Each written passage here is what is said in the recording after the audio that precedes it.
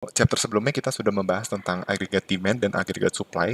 Nah, sekarang kita akan belajar bagaimana pengaruh kebijakan moneter dan kebijakan fiskal pada aggregate demand. Oke. Jadi ini perlu sebenarnya di chapter sebelumnya ada penjelasan yang saya skip, yaitu tentang business cycle. Ya, saya sempat menyinggung tentang business cycle, tetapi saya belum menjelaskan secara detail business cycle itu seperti apa. Oke. Nah, jadi bisnis seperti yang kita tahu, cycle itu kan siklus ya. Berarti kalau siklus itu dia apa namanya? Seperti gelombang. Oke. Nah, jadi ini misalnya dari sini ke sini itu kan naik ya. Naik. Nah, peak itu puncak ya, terus turun, terus sampai ke lembah. Nah, habis dari lembah nanti naik lagi sampai ke puncak, lalu turun lagi. Nah, ini yang kita sebut dengan siklus ekonomi ya.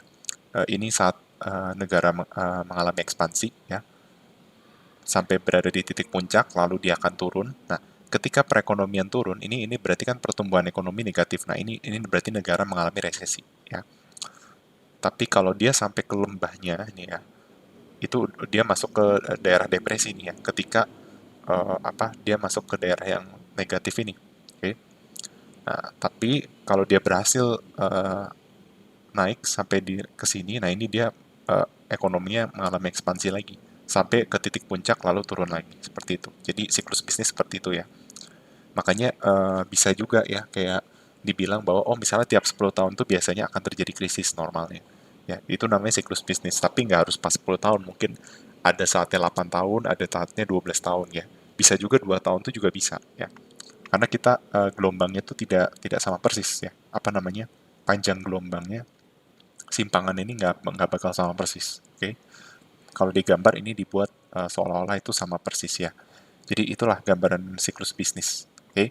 Dan ini rangkuman dari chapter sebelumnya ya, bahwa society itu menghadapi ya, mengalami short run economic fluctuation ya, di long run trends gitu ya. Nah, fluktuasinya itu sifatnya tidak beraturan dan tidak dapat diprediksi seperti itu ya. Ketika terjadi resesi ya, kita udah tahu bahwa real GDP atau pengukuran lainnya yang berkaitan dengan income, spending, dan produksi itu jatuh. Nah, karena output jatuh berarti unemployment itu juga naik. Oke. Okay? Lalu ekonom itu menganalisis short run economic fluctuation dengan aggregate demand dan aggregate supply, dan according to the aggregate demand and aggregate supply, output of goods and services and the overall level of price adjust to balance aggregate demand and aggregate supply gitu. Jadi dari model ADAS nanti kita akan lihat bahwa dia itu akan mencapai level equilibrium gitu ya. Dan ini adalah alasan kenapa kurva AD itu slope-nya downward ya. Wealth effect ya. Yang ini kaitannya sama konsumsi ya. Kalau kekayaannya semakin tinggi, dia punya kemampuan untuk konsumsi gitu ya. Terus interest rate effect ini kaitannya sama investment. Exchange rate effect ini kaitannya sama net export. Okay. Terus any event or policy that change consumption, investment, government purchases or net export, atau ini kan komponen aggregate demand. Itu intinya komponen-komponen aggregate demand ini kalau berubah itu akan menyebabkan kurva itu shifting gitu ya. Bisa shifting to the left, bisa shifting to the right, tergantung apakah dia itu menambah komponen-komponen ini atau enggak.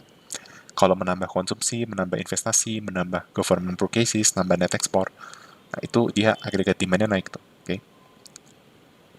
Atau bergeser ke kanan. Nah, tapi kita juga harus tahu bahwa di jangka panjang, short term aggregate supply itu vertikal ya di jangka panjang. Karena di jangka panjang, aggregate supply tidak dipengaruhi oleh harga ya. Dan dia berada di natural rate of output gitu. Sedangkan di short run itu dia upward sloping. Oke. Okay? Nah, yang menjelaskan kenapa di short run itu upward sloping itu ada 4 teori ya, misperception theory, sticky wedge theory, sama sticky price theory ya. Sticky wedge itu karena yang upahnya tetap sama ya. Jadi gitu. Terus ada juga sticky price ya, sama misperception. Ingat aja sticky itu kan lengket, jadi kayak susah diubah ya. Wedge itu kan nggak berubah sekalipun harga apa. Jadi wedge-nya nggak berubah, terus price-nya juga nggak berubah.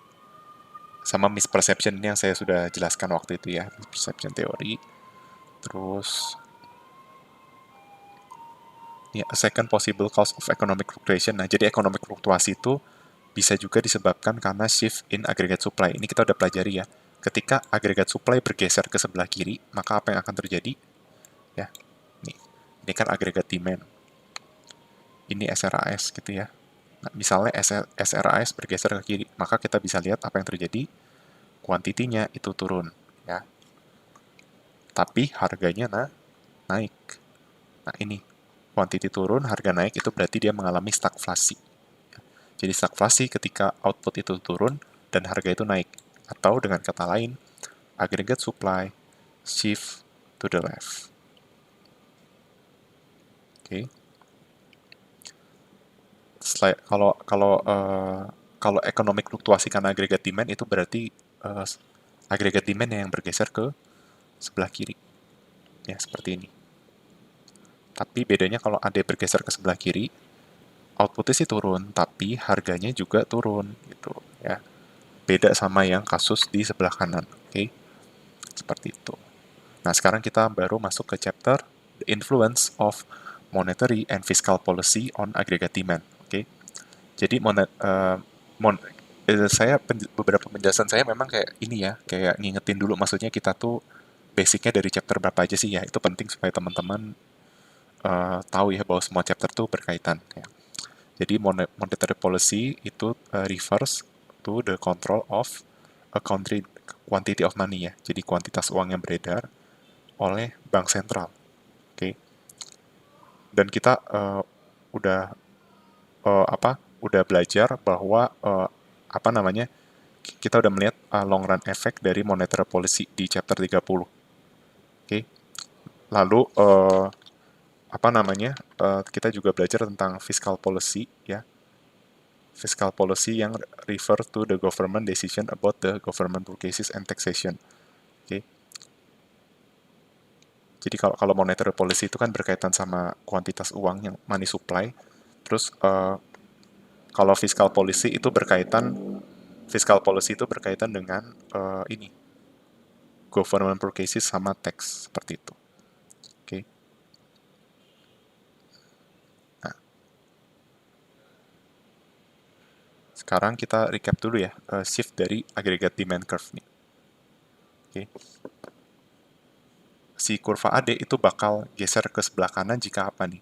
Jika misalnya konsumsi itu naik. Nah, bisa karena ada optimisme dari consumer, atau bisa karena pajaknya dipotong, atau meningkatnya harga aset seperti itu. Ya. Seperti stock, bond, and real estate. Terus shift rightward itu berarti ke sebelah kanan ya. Jadi yang menaikkan C, I, G, dan NX ya. Misalnya government purchases-nya naik, itu juga akan menggeser kurva D, lalu menaikkan foreign GDP ya. Kalau foreign GDP naik, berarti net export kan naik. Terus misalnya juga ada technological progress, business confidence, business tech cuts, atau money supply increase, itu juga bakal naikin investment. Oke? Okay? Nah, itu yang akan menggeser kurva D ke sebelah kanan. Nah, ketika kurva D itu shifting, maka itu akan menyebabkan short-term fluctuation di output dan employment. Oke? Okay? Nah, monetary and fiscal policy are sometimes used to offset those shift and stabilize the economy. Ya. Nah, di chapter ini kita akan melihat lebih jelas ya bagaimana kebijakan moneter dan kebijakan fiskal itu mempengaruhi kurva agregat demand. Jadi kita sama sekali tidak belum menyinggung agregat supply ya. Nanti agregat supply disinggung di chapter setelah ini ya, dikaitkan dengan Philip curve. Nanti lalu di chapter terakhir baru kita masuk ke macroeconomic policy debat. Itu chapter penutup ya. Oke, jadi chapter ini kita benar-benar fokus ke agregat demand aja. Ya. Nah, kita recap lagi tentang efek di balik agregat demand seperti itu. Oke. Jadi kan kita udah belajar ya bahwa agregat demand itu slope-nya downward karena ada 3 alasan ya. Wealth effect, interest effect, sama exchange rate effect. Ini udah saya jelaskan ya. Nah, oke. Nah, saya skip. Nah, sekarang kalau wealth effect sama exchange rate effect juga udah saya jelaskan waktu itu. Sekarang kita masuk ke liquidity, theory of liquidity preference gitu. Kenapa? Karena ini berkaitan sama interest rate effect gitu. Oke, seperti itu. Coba kita nggak terlalu bahas wealth sama exchange rate effect karena dianggap kurang penting seperti itu. Oke. Kenapa exchange rate effect itu nggak dibilang not very important? Karena exchange rate effect itu lebih lebih important ke buat negara-negara kecil, ya. Negara-negara kecil yang dia tuh punya degree of openness yang tinggi atau apa namanya dia itu international trade-nya tinggi ya, maksudnya komponen net ekspor itu punya porsi yang besar dalam GDP. Nah itu biasanya negara-negara maju yang negara-negara kecil itu mereka sangat mengandalkan net ekspor. Tapi kalau negara-negara besar kayak Amerika itu exchange rate effect itu nggak terlalu penting seperti itu. Oke. Okay. Terus wealth effect juga nggak terlalu penting karena uh, kecil dari bagian wealth itu yang termasuk dari cash seperti itu. Nah, interest rate effect inilah yang most important for Amerika ya. Makanya kita belajar tentang teori kita kaitkan dengan interest rate effect sama aggregate demand ya. Dan kita mengenal nanti sebuah teori namanya teori of liquidity preference ya. Di mana teori ini dikembangkan oleh John Keynes ya untuk menjelaskan uh, faktor-faktor yang mempengaruhi interest rate di jangka pendek. Oke, berdasarkan teori interest rate itu disesuaikan untuk menyeimbangkan supply dan demand dari uang seperti itu. Oke, jadi ini ada warningnya, ada peringatan bahwa theory of interest rate di chapter sebelumnya itu ceritanya tidak lagi berlaku ya, no longer apply. Nah, karena sekarang di long run ya, bukan di short run seperti itu. Oke. Nah, ini saya recap lagi tentang interest rate. Ya. Jadi kita udah belajar bahwa di chapter sebelumnya itu ada kita mengenal nominal interest rate dan real interest rate. Oke, kan kalau nominal interest rate itu intinya interest rate yang secara nominal gitu. Jadi dia belum disesuaikan atau belum di-adjust dengan tingkat inflasi. Oke. Nah, nominal interest rate itu menunjukkan ya mengukur seberapa cepat uang kita itu bertumbuh di bank. Contohnya kalau kita nabung uang di bank bunganya 5% per tahun, ya artinya setahun kemudian uang kita bakal naik 5% gitu. Oke. Itu nominal interest rate. Jadi secara nominal uang kita naik 5% per tahun gitu. Tapi secara real kan uang itu ada namanya konsep time value of money gitu kan. Jadi di beberapa waktu kemudian uang itu menjadi semakin tidak berharga. Maksudnya dengan nominal yang sama, dia tidak bisa membeli jumlah barang yang sama. Kenapa? Karena ada inflasi. Ya, inflasi menyebabkan harga-harga barang naik sehingga dengan uang nominal yang sama, dia itu nggak bisa beli barang dengan jumlah yang sama. Gitu. Nah, makanya ada konsep real variable, di mana real variable itu sudah di-adjust dengan inflation. Jadi, real interest rate itu sudah di-adjust dengan inflation. Oke. Okay? Nah, di sini real interest rate, kan kita belajar ya bahwa real interest rate itu adalah nominal dikurang inflasi. Nah, kita pakai konsep expected inflation, karena kita bicaranya jangka panjang seperti itu. Oke. Okay? Ya kan, sebelumnya kita bilang real interest rate adalah nominal interest rate dikurang inflasi. Nah, sekarang kita bilang bahwa real interest rate sama dengan nominal interest rate dikurang expected inflation. Nah, apa sih perbedaannya dengan short run? Nah, kalau di long run analysis, kita mengasumsikan bahwa expected inflation sama dengan actual inflation. Oke, okay? Seperti itu. Kalau di short run ya inflationnya memang aktual gitu. Oke, okay? Kalau di jangka panjang kita belum tahu nilainya, makanya kita expect aja. Nah, dan kita anggap aktualnya itu sebagai expected. Oke, okay? Nah, theory of liquidity preference itu adalah short run theory dan nominal interest rate. Oke, okay? Nah, short run analysis itu mengasumsikan bahwa expected inflation itu exogenous. Oke, okay? Therefore, any change in the nominal interest rate itu menyebabkan identical change in the real interest rate. Ya, jadi perubahan nominal interest rate itu juga berpengaruh di real interest rate. Sehingga theory of liquidity preference can also be seen as a theory of the real interest rate. Nah, sehingga konsekuensinya adalah dari sekarang kita tidak apa namanya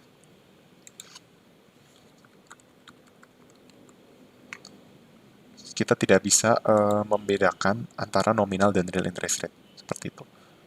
Karena tadi real interest rate-nya juga dipengaruhi oleh nominal interest rate seperti itu. Nah, ini kita juga recap apa yang dipelajari ya di chapter 29 tentang money supply yang dikontrol oleh bank sentral ya. Lewat 3 kebijakan yaitu open market operation, reserve requirement dengan discount rate. Oke.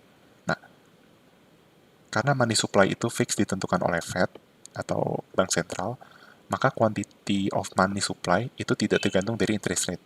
Ya, itu alasan mengapa kurva dari money supply itu tegak lurus, oke? Atau perfectly inelastic seperti ini.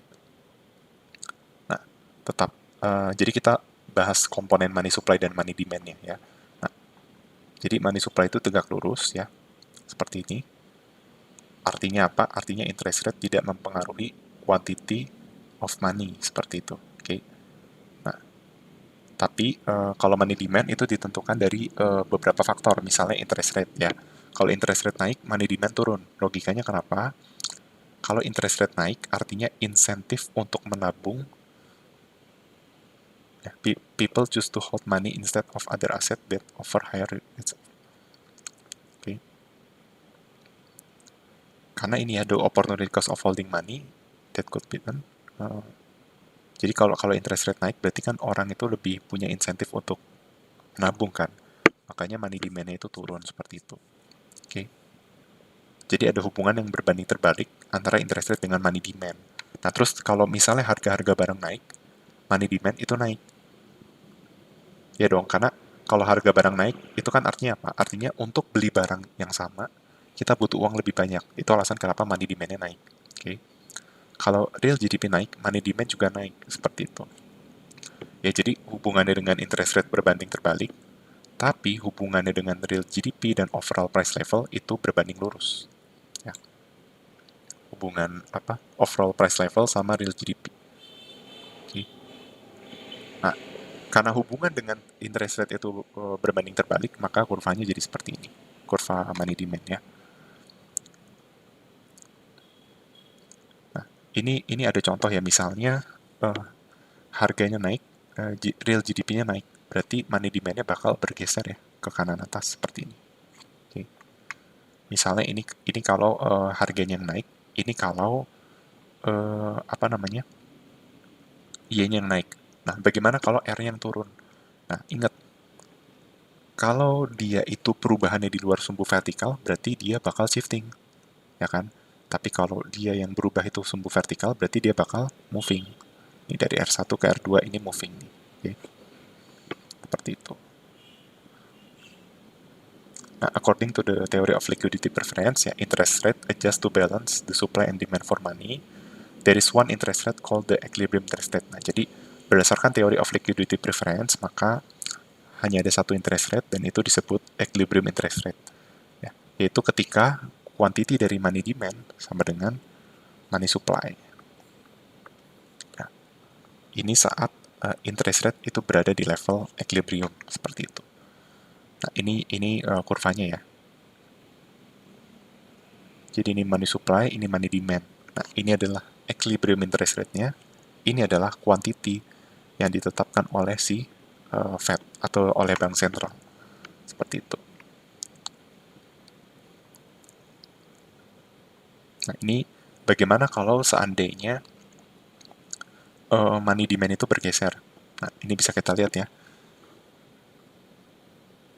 Ya, ini di sini money demand bergeser, tapi kita mesti lihat nih petunjuknya bahwa ini apa, kita mau melihat dampak dari kenaikan harga barang terhadap money demand dan money supply.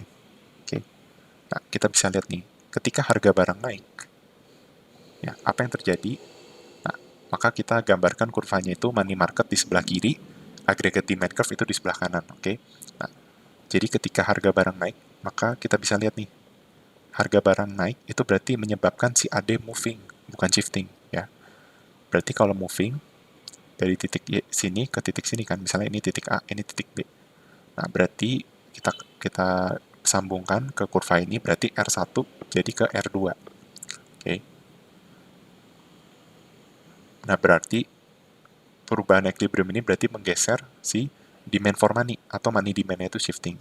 Nah, money demand shifting menyebabkan Jadi urutannya karena harga naik, money demand yang diminta kan lebih banyak. Nah, jadi money demand shifting. Nah, money demand shifting, maka ini dia menaikkan equilibrium interest rate seperti itu. Nah, apa dampak selanjutnya? Dampak selanjutnya adalah quantity dan aggregate demand itu jadi bakal turun. Jadi Y1 bakal ke Y2. Jadi dampak dari kenaikan harga itu money demand ke gas shifting ke kanan, real interest rate itu naik, dan output itu turun. Seperti itu. Oke, seperti itu. Jadi bedanya sama di chapter sebelumnya adalah kita sekarang mengkaitkan juga nih dengan money market ya. Kalau tadi tadi mungkin belum menyinggung ya. Kalau nggak salah belum menyinggung ya. Karena kita akan chapternya influence of monetary and fiscal policy ya. Seperti itu. Intinya gini, intinya yang mau dipelajari di chapter ini, maksudnya untuk kasus ini adalah price level itu tidak hanya membuat kurva aggregate demand itu moving along the curve ya dari titik A ke titik B untuk kasus ini. Tetapi di sisi lain, selain dia menyebabkan moving along the curve, dia juga menyebabkan apa? Shift ini menyebabkan shifting dari kurva MD dan menyebabkan real interest rate itu berubah ya. Jadi dari price level mempengaruhi interest rate. Nah, interest rate itu mempengaruhi aggregate demand. Nah, kira-kira uh, aggregate demand ini kan dia tetap aggregate demand yang sama, tapi kuantitinya itu berkurang. Nah, kira-kira apa ya komponen yang berkurang? Teman-teman pasti udah tahu ya, interest rate itu kaitannya sama komponen investment. Ya, investment sebagai salah satu komponen dalam aggregate demand seperti itu. Oke, jadi seperti itu. Ini penjelasan ini ya, kalau harga naik, money demand naik ya. Higher money demand leads to a higher interest rate. Nah, higher interest rate itu bakal membuat uh, ini ya, quantity of goods and services demanded falls. Kenapa? Karena kalau interest rate naik, investment turun. Ya, kita udah belajar nih, kurva investment ya. Ada hubungan yang berbanding terbalik antara investment dengan interest rate. Nah, bahkan konsumsi pun juga bisa turun, sehingga kenaikan harga itu membuat AD shift, bukan shift ya, moving along the curve atau agregat demand-nya itu turun, tapi bukan shifting, oke? Okay? Karena agregat demand-nya berubah karena level harga, ya, bukan karena faktor dari AD-nya sendiri. Jadi investment-nya turun bukan karena investment-nya berubah jumlahnya, tapi lebih tepatnya investment itu berkurang karena dipengaruhi interest rate, gitu. Dimana yang mempengaruhi itu price level dan interest rate. Nah, keduanya itu adalah sumbu vertikal dan ya sumbu vertikal dari masing-masing kurva. Jadi kalau sumbu vertikal yang mempengaruhi berarti dia itu moving ya, moving along the curve bukan shifting. Gitu. Oke. Jadi seperti itu.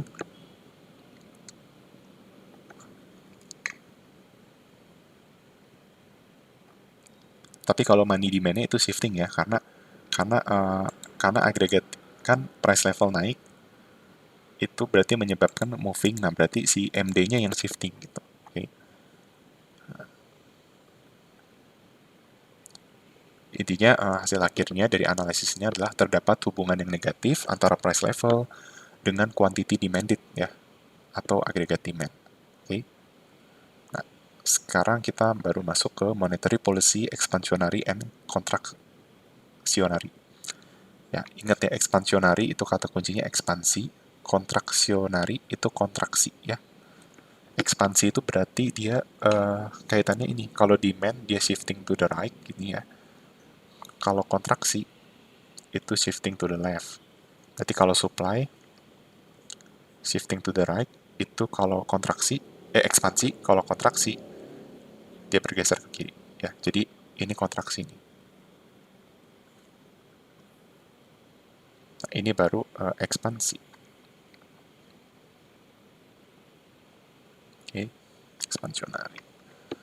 Nah, change in the money supply. Oke, okay. Bank sentral itu bisa menggeser kurva agregat demand ketika ada perubahan pada monetary policy. Oke, okay. Nah, kenaikan money supply itu bakal money supply itu shift the money supply curve to the right. Ya, jadi ketika money supply itu naik, ya, ketika money supply itu ditingkatkan oleh si bank sentral, Ya, jadi ini seperti ini. Ini bakal begini kan, berarti bakal shift to the right. Nah, sehingga interest rate-nya itu jatuh, ya, turun. Nah, turunnya interest rate ini menyebabkan quantity of goods and services demanded itu naik. Nah, kita bisa melihat nih, kan kondisi mula-mula tuh ini money supply, ini money demand. Nah, ketika si Fed menetapkan untuk melakukan expansionary, ya, menambah money supply, ya, atau melakukan expansionary monetary policy. Jadi intinya kan kalau expansionary monetary policy artinya kebijakan apapun yang bisa meningkatkan money supply. Kayaknya udah disinggung ya chapter sebelumnya ya. Jadi misalnya apa ya, meningkatkan money supply itu berarti misalnya membeli surat utang negara gitu ya, mengurangi reserve requirement, terus menambah suku bunga gitu ya. Pokoknya yang membuat money supply itu bergeser ke kanan itu expansionary monetary policy. Oke. Okay? Nah, yang terjadi ini kan money supply geser nih. Misalnya ini MS1, ini MS2. Nah, apa akibatnya? Dari R1 jadi R2. Yang pertama, money supply bergeser, equilibrium berubah, misalnya dari titik A ke B. Ya. Jadilah ini quantity yang baru gitu ya. Kuantitinya bertambah, real interest rate-nya itu turun. Seperti itu. Nah, ini akibat expansionary monetary policy. Oke. Okay? Ya, semoga cukup cukup jelas ya penjelasannya sampai sejauh ini. Nah, ini contohnya. Nah, terus kalau ini kan kita cuma lihat dari ini ya, dari money market. Nah, coba kita kaitkan dengan aggregate demand curve. Ketika money supply itu shifting, ya, equilibrium interest rate fall, apa yang terjadi pada kurva aggregate demand? Nah, kita bisa lihat bahwa uh, harganya tetap konstan, tapi lihat aggregate demand-nya itu shifting to the right. Oke, okay? Karena real interest rate turun, berarti ini investasi naik kan? Nah, kalau real interest rate turun, investasi naik. Nah, investasi naik berarti membuat si AD itu shifting. Ya. AD shifting berarti dengan harga yang sama, berarti outputnya itu meningkat. Ya, seperti itu. Nah, berarti apa yang terjadi ini? Kalau ketika ada expansionary monetary policy yang menambah money supply, maka real interest rate turun, aggregate demand itu bertambah. Shifting to the right, dan dia itu outputnya bertambah. Oke, tapi price levelnya itu konstan atau tetap sama. Oke, jadi kebalikannya ya, kalau money supply-nya itu dibalik, atau misalnya, maksudnya money supply-nya itu berkurang atau mengalami kontraksionari, ya misalnya menjual surat utang negara, meningkatkan reserve requirement, atau misalnya mengurangi suku bunga, nah ini kebalikannya ya.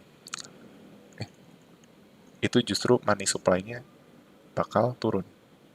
Sorry, suku bunga ditambah ya. Ya, suku bunga ditambah ya, kalau kontraksionari ya. Oke. Berarti tadi kalau ini mengurangi suku bunga. Ini menambah suku bunga ya. Jadi ini money supply ke kiri. Nah, berarti yang terjadi kuantitinya berkurang, real interest rate naik. Nah, berarti kurvanya jadi kebalikan gitu. Nggak ada kurvanya ya. Ya, berarti kurvanya dibalik aja ya.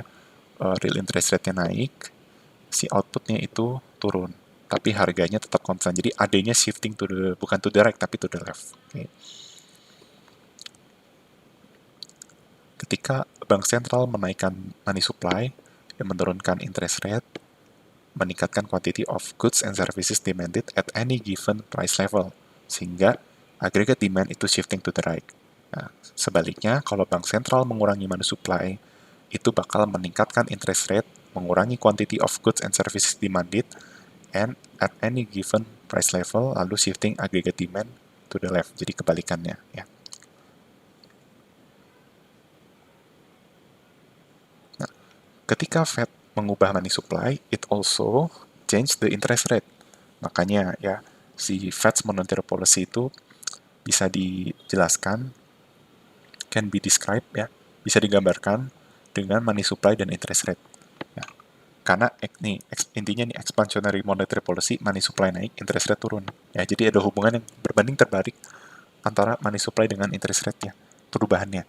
Tapi kalau kontraksionari, money supply-nya turun, interest rate itu naik. Oke. Nah, monetary policy bisa digambarkan either in terms of the money supply atau terms of the interest rate. Nah, terus change in monetary policy can be view either in terms of changing target for the interest rate or in terms of a change in the money supply. Target for the federal funds rate, ya, target dari funds rate-nya si bank sentral itu mempengaruhi money market equilibrium, dan ini mempengaruhi ya aggregate demand. Nah, ini kita bisa lihat nih ceritanya ada expansionary monetary policy, dan ini kritiknya ya. Nah, coba kita lihat ketika ada expansionary monetary policy ya. Kita bisa lihat money supply-nya itu shifting to the right ya. Terus kita lihat ini money demand. Oke. Kita lihat money demand mula-mula ya. Mula-mula itu di sini nih. MD1. Maka ketika money supply-nya bergeser gini, maka dari R1 jadi ke R2. Oke. Tapi bagaimana kalau seandainya ini bukan money demand yang berubah ya. Jadi kita simulasi ada money demand 1 dan ada money demand 2. Oke. Misalnya di money demand 1 itu intinya ketika money supply itu shifting to the right, R1 itu ke R3. Gitu. Tapi bagaimana kalau seandainya ini kan kurvanya itu bedanya kurva yang biru sama hijau adalah yang hijau itu lebih datar, lebih flatter. Kalau ini ini steeper, ini flatter. Nah, apa yang terjadi kalau kurvanya itu flat, lebih datar? Maka kita bisa lihat bahwa perubahan interest rate-nya itu kecil, ya, turun tapi kecil gitu.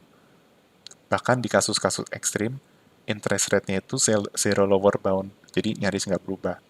Sehingga expansionary monetary policy itu jadi kritiknya tuh intinya expansionary monetary policy belum tentu bisa efektif dalam meningkatkan aggregate demand. Ya, kan tadi kita lihat ya kalau expansionary monetary policy aggregate demand itu shifting gara-gara interest rate-nya turun, investment naik. Nah, investment naik, aggregate demand itu naik. Nah, tapi di kasus-kasus ekstrim, memang sih real interest-nya turun. Cuma turunnya itu sangat sedikit atau nggak signifikan. Sehingga investasinya juga naiknya nggak signifikan, dan aggregate demand-nya itu juga naiknya nggak signifikan. Sehingga uh, expansionary monetary policy itu tidak sepenuhnya efektif gitu. Oke, tidak lama lagi ini ya. Oke, seperti itu. Oke.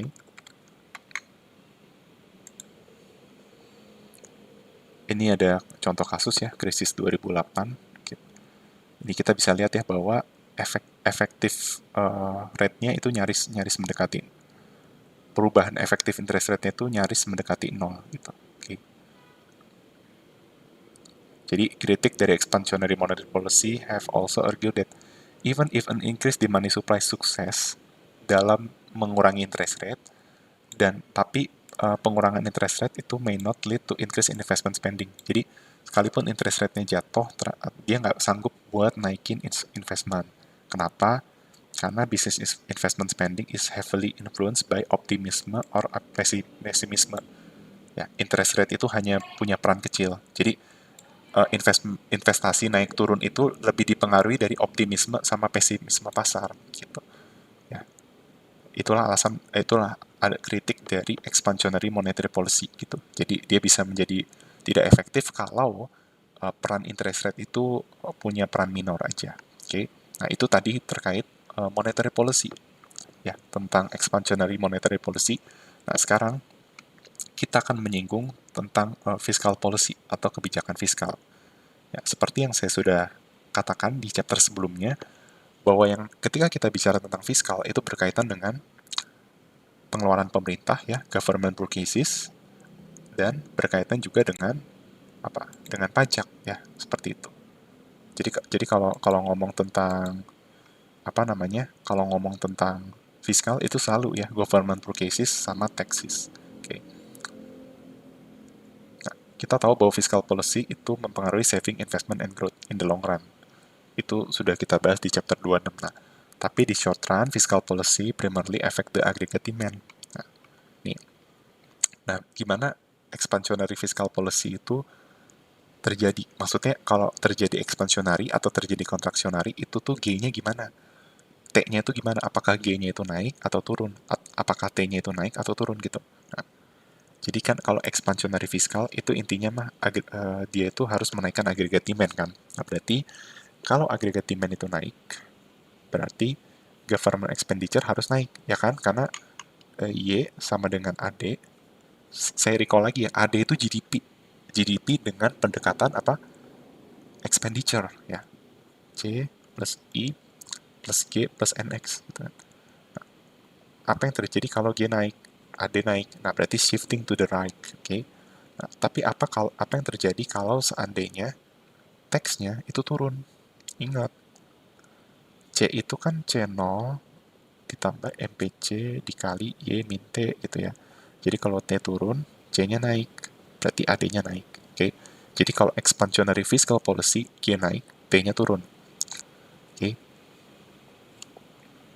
G-nya naik atau T-nya turun. Nah, ini saya udah bahas ya, pokoknya kalau expansionary fiscal policy itu bakal mengurangi government saving. Ini pakai logika aja kan, T minus G. Misalnya T-nya konstan, G-nya naik.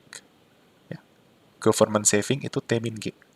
T konstan, G naik. Berarti savingnya gimana? Savingnya bakal turun. Kan misalnya 5 dikurang 3 sama 5 kurang 4. Lebih kecil 5 kurang 4 kan, berarti saving bakal turun.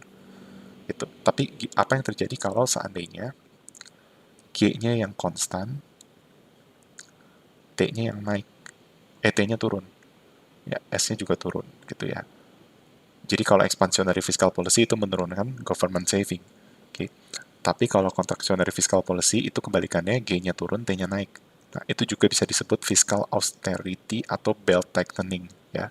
Jadi kalau misalnya nanti diganti istilahnya jangan bingung ya, belt tightening atau fiscal austerity itu sama dengan contractionary fiscal policy.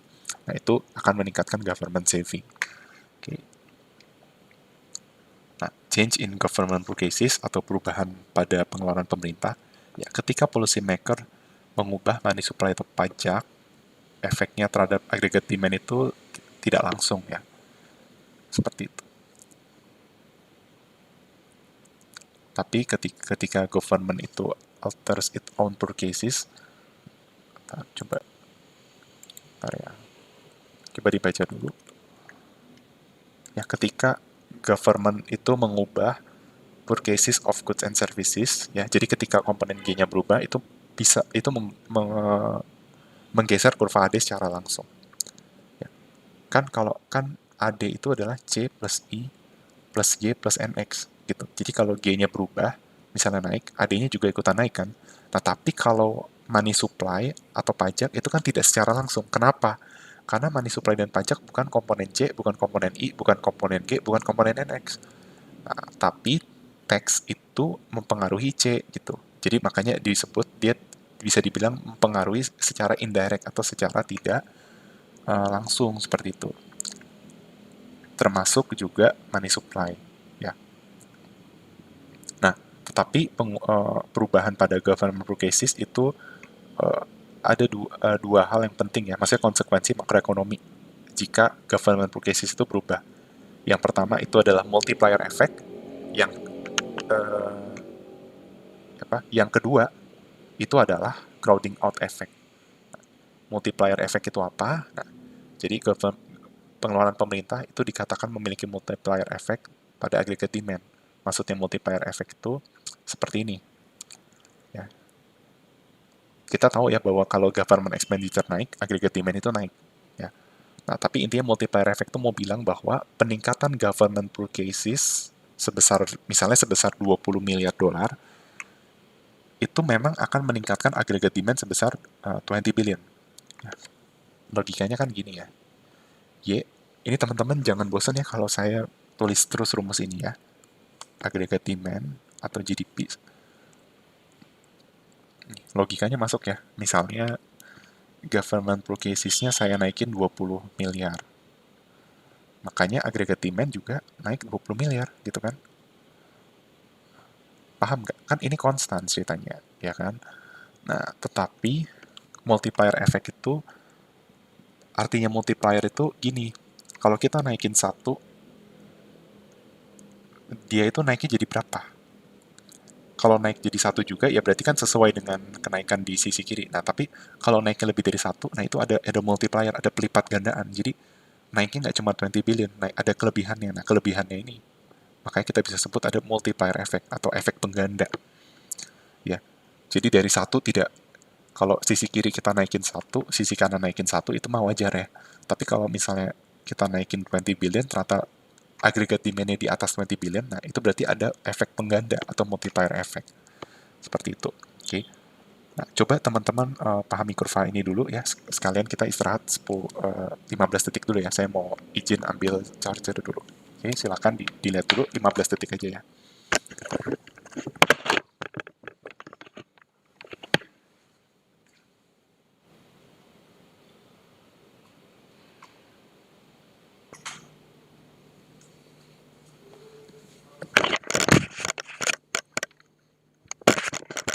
Oke, jadi seperti itu tentang apa namanya? Tentang multiplier effect ya. Jadi gitu tentang multiplier effect. Nah, sekarang kita lihat yang ini, rumus dari spending multiplier atau multiplier effect ya. Jadi rumus dari multiplier itu adalah 1/1 min MPC. Nah, MPC itu apa? MPC itu adalah marginal propensity to consume atau tambahan hasrat dalam mengonsumsi. Ya. Jadi kan saya udah sempat ini ya singgung bahwa fungsi konsumsi itu adalah C0 ditambah apa? C0 ditambah MPC dikalikan dengan YD. Ya, C0 ditambah MPC dikali dengan YD. Seperti itu. Oke? Nah, YD itu adalah Y min tax. Oke. C0 itu adalah konsumsi otonom atau konsumsi yang tidak dipengaruhi oleh disposable income. Oke? MPC, YD itu disposable income atau income dikurang pajak. Nah, MPC itu apa? Nah, MPC itu adalah fraction atau bagian dari every additional dollar of income that a household spend on domestic goods and services. Jadi gini, disposable income ini tidak semuanya kita gunakan untuk konsumsi, bisa untuk konsumsi sama saving. Nah, pertanyaannya berapa sih part dari disposable income yang kamu alokasikan ke konsumsi? Persentasenya berapa? Nah, berarti persentase itu antara 0 sampai 1 atau antara 0% sampai 100%. Nah, part dari YD-nya ini itu yang kita kenal dengan MPC. Oke. Jadi saya akan menjelaskan rumus ini dulu ya, karena rumus ini penting. Maksudnya supaya teman-teman tahu gitu, kenapa sih rumusnya itu apa 1/1 min MPC gitu. Ya, teman-teman harus tahu tuh kenapa rumusnya kayak gitu. Jadi berangkat dari rumus ini nih. Kan GDP itu adalah C ditambah I ditambah G ditambah NX ya. Ini bisa saya ganti jadi agregat demand. Sama aja kan. Nah, C itu dipengaruhi oleh, oh ya, pertama-tama kita asumsikan dulu ekonominya itu close ya.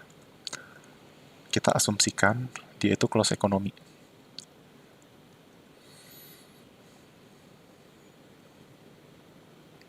Jadi cuma C, I, G. Oke. Nah, I sama G-nya saya asumsikan konstan. Maksudnya konstan tuh given ya. Jadi ceritanya ya investasi sama government expenditure itu ya segitu nilainya given. Ya. Nah, tapi C-nya enggak. C itu kan ada C0 ditambah MPC dikali YD. Oke. Ditambah I ditambah G. Nah, saya izin untuk mengubah YD jadi Y min T. Nah, karena memang YD itu adalah Y min T. Maka agregat demand sama dengan C0 ditambah, oh saya ganti jadi Y aja lah ya, biar nggak ribet.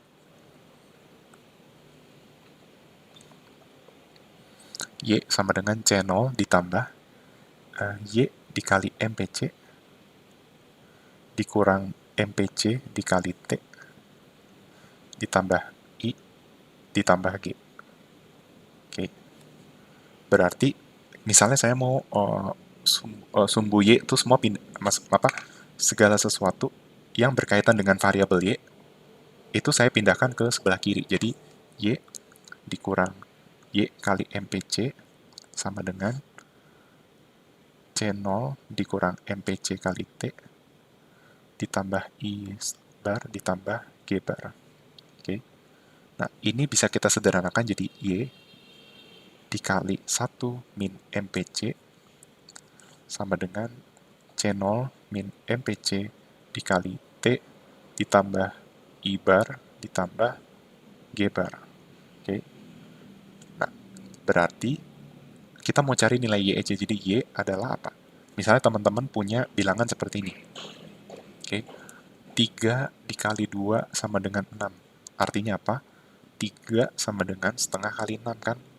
Nah, berarti ini Y sama dengan 1 per 1 min MPC dikali C0 dikurang MPC kali T ditambah I bar ditambah G bar. Nah, dari sinilah rumus multiplier nih. Jadi multiplier itu mau menyatakan dampak dari perubahan, misalnya perubahan, contohnya perubahan spending gitu ya.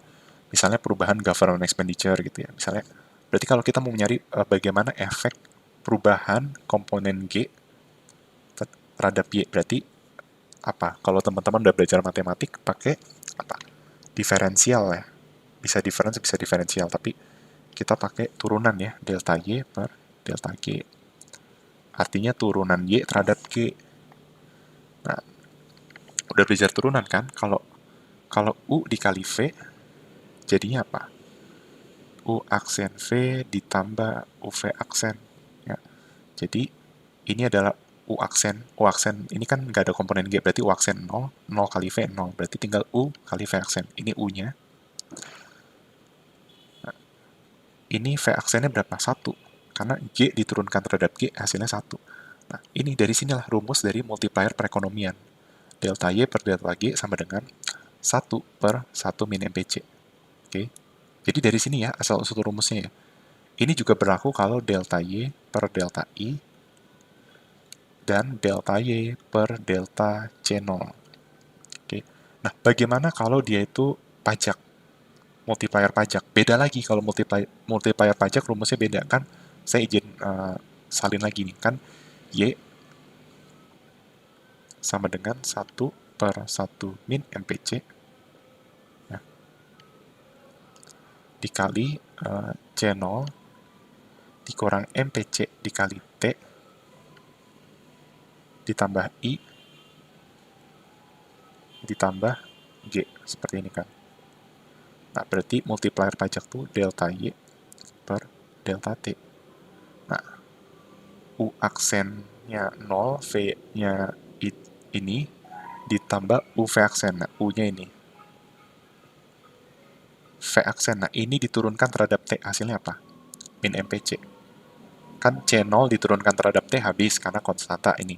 Ini turunkan terhadap T habis. Ini turunkan terhadap T habis. Nah, ini turunkan terhadap T min MPC. Nah, makanya multiplier pajak itu adalah min MPC per 1 min MPC. Gitu ya.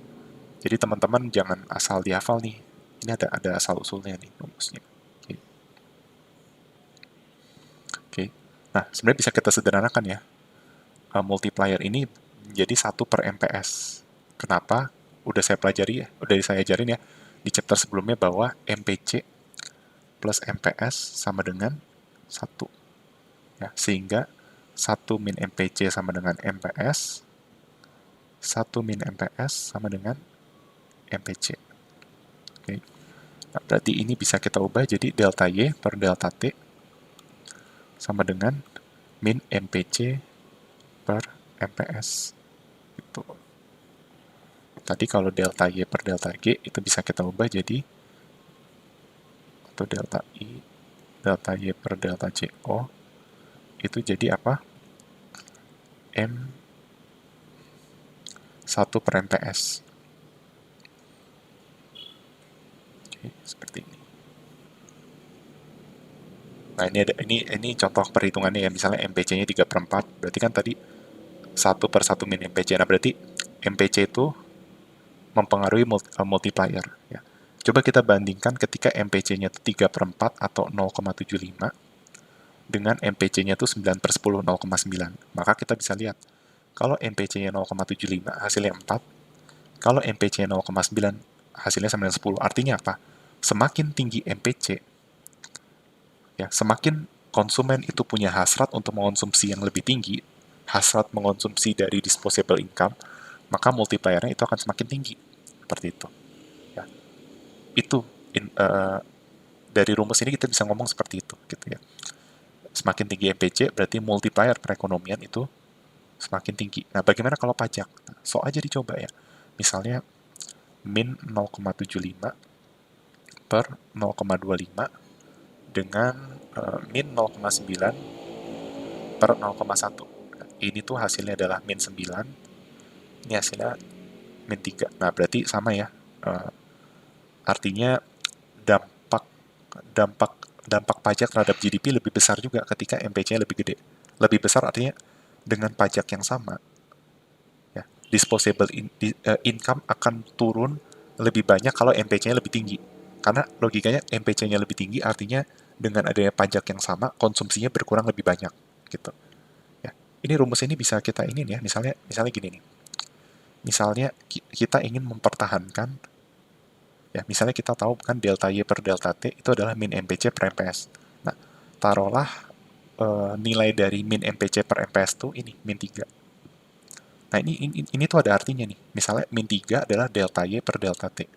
Artinya apa? Kalau saya mau GDP-nya itu, artinya misalnya kalau pajak itu naik 10 unit, berarti GDP itu bakal turun 30 unit gitu ya. Seperti itu. Atau bisa kita pakai intuisi gini, kalau kita ingin menaikkan, berarti kan gini, kalau min 3 itu artinya kalau pajak naik 10 unit, GDP turun 30. Bukan 10 unit, kalau dia pakai dolar aja ya. Kalau pajak naik 10 dolar, GDP turun 30 dolar. Artinya apa? Supaya GDP tidak turun 30 dolar, maka pajak harus dipotong 10 gitu. Itu juga bisa seperti itu interpretasi. Sama juga dengan multiplier perekonomian ya. Misalnya delta Y per delta G itu kan tadi per 1 min MPC ya. Taruhlah 1 min MPC-nya itu 0,25 ketika MPC-nya itu 0,75 atau delta Y per delta G itu 4. Artinya apa? Kalau kita misalnya ingin meningkatkan GDP 400 dolar, maka government spending itu harus dinaikin 100 dolar karena multiplier itu 4. Jadi itu pentingnya rumus multiplier ya, seperti itu. Oke.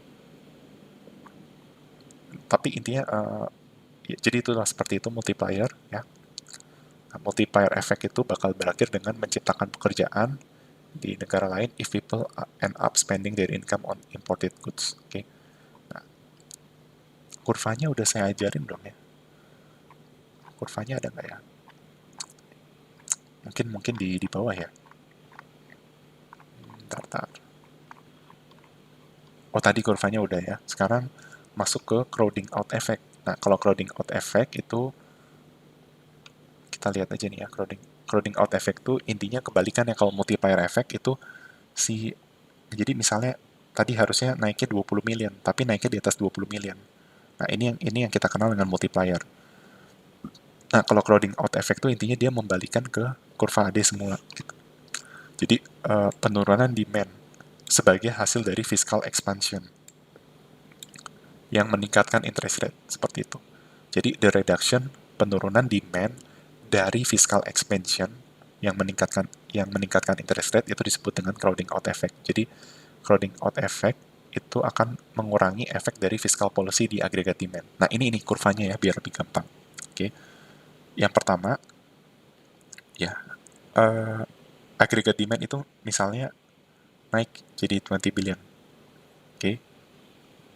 Nah, maka money demand juga naik. Nah, tapi ingat kalau aggregate demand shifting to the right atau misalnya tadi moving ya, itu money demand-nya bergeser kan. Nah, menyebabkan si real interest rate naik. Nah, real interest rate naik itu menyebabkan apa? Menyebabkan investment turun ya. Nah, berarti penurunan investment inilah yang akhirnya mendorong si AD itu gesernya nggak dari, harusnya kan AD1 ke AD2. Nah, tapi AD-nya bergeser, tapi dia bergesernya nggak sejauh AD2, tapi di AD3 aja gitu. Nah, makanya ketika interest rate-nya naik, ini menyebabkan initial increase ke agregat demand-nya ke level AD3 seperti itu. Ya, jadi crowding out effect tuh gitu ya. Harusnya AD1 ke AD2, tapi dia balik ke AD3 misalnya. Tetap naik sih, tapi dia nggak setinggi AD2 gitu. Oke, itu crowding out effect. Jadi intinya eh, kenaikan agregat demand karena government purchases increase itu menyebabkan money demand naik. Nah, money demand naik itu bakal meningkatkan interest rate. Nah, interest rate naik, investasi turun, aggregate demand shifting to the left, tapi nggak kembali ke level semula gitu. Oke, jadi kita nggak bisa bilang otomatis agregat demand itu akan naik, tapi dia akan turun juga karena ada efek dari ini interest rate gitu. Ya, jadi itu yang mau dibahas dari crowding out effect. Oke, ketika government meningkatkan purchase-nya 20 billion, agregat demand itu bisa naik lebih atau kurang dari 20 billion. Ya, contohnya ini nih, misalnya multiplier efeknya itu 2, taruhlah 2 ya. Artinya apa? Kalau government spendingnya naik 20 billion, GDP itu naik 40 billion. Sehingga ini yang terjadi. Kan? Itu, ya kan? Jadi seperti ini. Nah, ini karena multiplier effect. Nah, masalahnya ada efek dari interest rate. Nah, yang menyebabkan si AD itu bisa bergeser lagi. Nah, pertanyaannya dia bakal ini kan misalnya ini kalau 20 billion, ini kalau 40 billion. Nah, dia bisa intinya kenaikannya tuh kan harusnya kalau kalau kalau nggak ada crowding out effect, dia itu naiknya 40 billion dengan multiplier. Nah, tapi masalahnya 40 billion ini bakal berkurang gitu. AD-nya kan bakal shifting to the left kan. Bisa aja naiknya tuh jadi 21 billion atau malah kurang dari 20 billion karena crowding out efeknya lebih gede. Kalau lebih gede kan jadi ini gini. Nah, tapi dia tuh bakal ke sini nih. Karena crowding out effect dia ke sini nih. Nah, harusnya kan ini 20 billion, nah bisa aja dia 19 billion. Jadi karena crowding out effect itu bisa aja dia itu less than 20 billion gitu. Yang harusnya government expenditure naik 20 billion, GDP juga harusnya naik 20 billion tanpa multiplier, tapi dengan multiplier dia naik 40 billion. Nah, masalahnya crowding out efeknya larger, jadi bisa aja government-nya kita naikin 20 billion, GDP-nya cuma naik misalnya 15 billion atau 19 billion.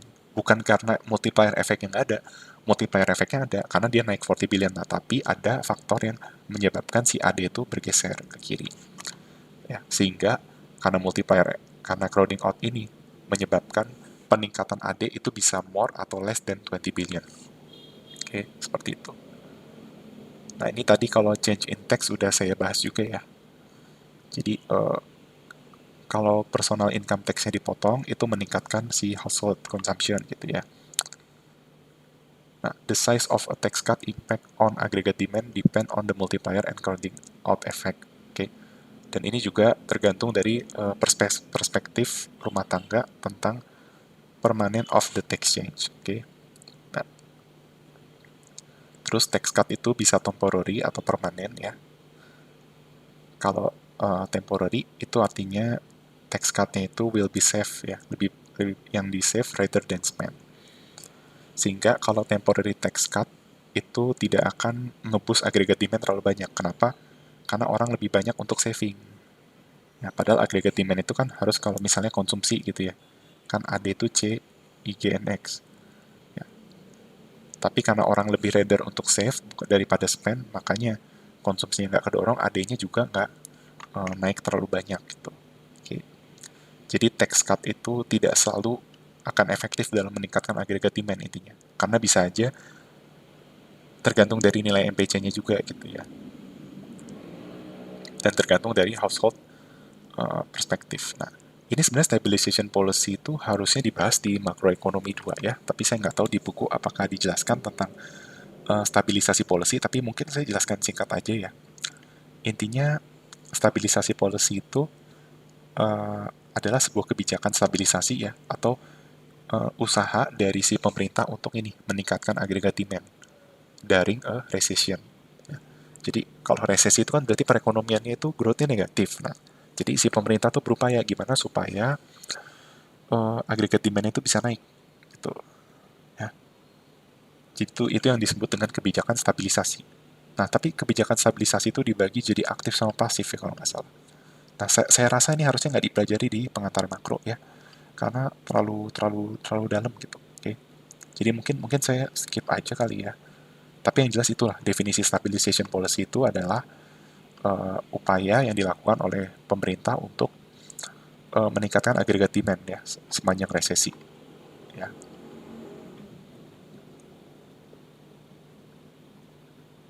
Nah, mungkin ini ya saya jelaskan ya. Budget deficit and the national debt ya. Karena expansionary fiscal policy itu meningkatkan government borrowing, maka terjadi budget deficit ya. Oke. Ya dong, karena governmentnya minjemnya naik gitu ya. Sehingga sehingga itu menyebabkan budget deficit.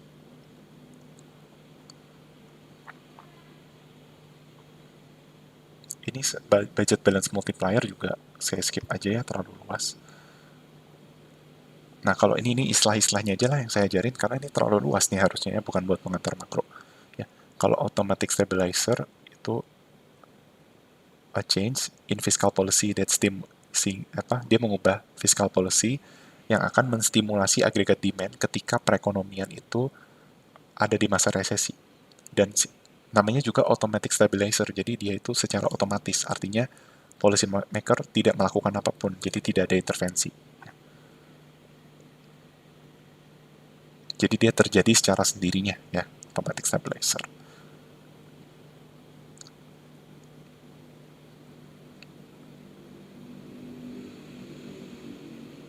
A balance budget konstitusional, skip aja.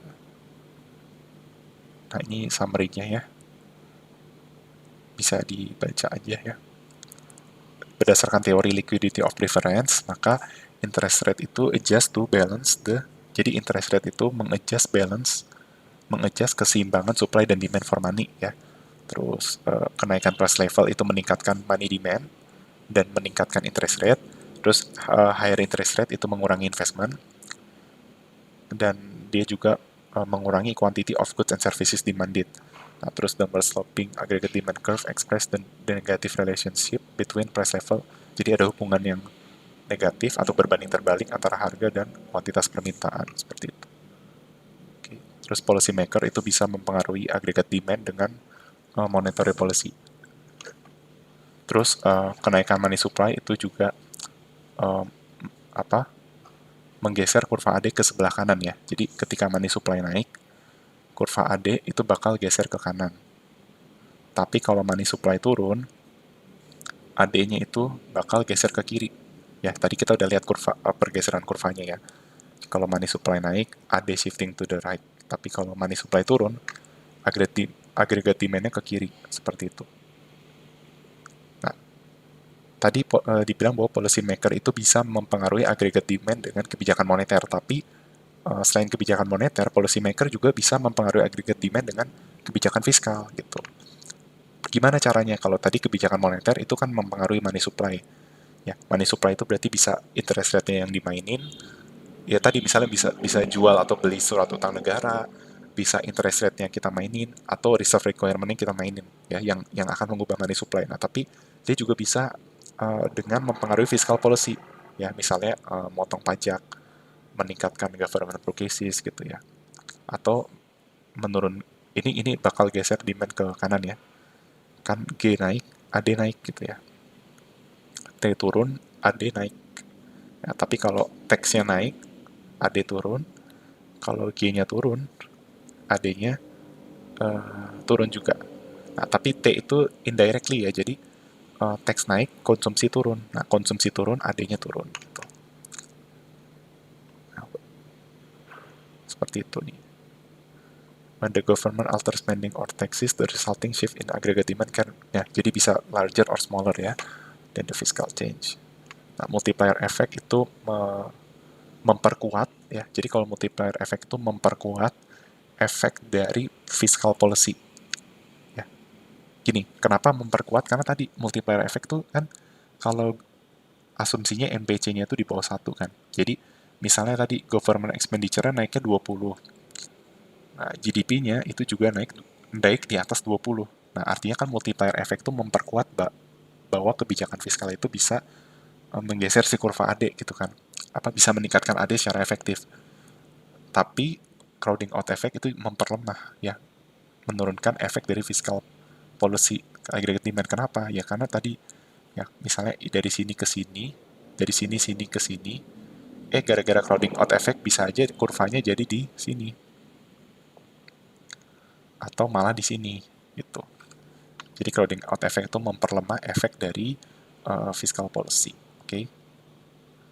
Nah, because monetary and fiscal policy can influence aggregate demand, nah, pemerintah sometimes menggunakan instrumen kebijakan untuk menstabilisasi perekonomian. Nah, lalu ekonom juga tidak setuju tentang seberapa aktif pemerintah itu melakukan usaha untuk menstabilisasi ekonomi ya seperti itu. Jadi ada kritik dari stabilisasi ekonomi, tapi tentang economic stabilization teman-teman kalau mau baca aja sendiri, tapi saya nggak akan jelaskan karena itu seharusnya bukan pengantar makro ya. Jadi pengantar makro teman-teman cukup tahu tentang itu.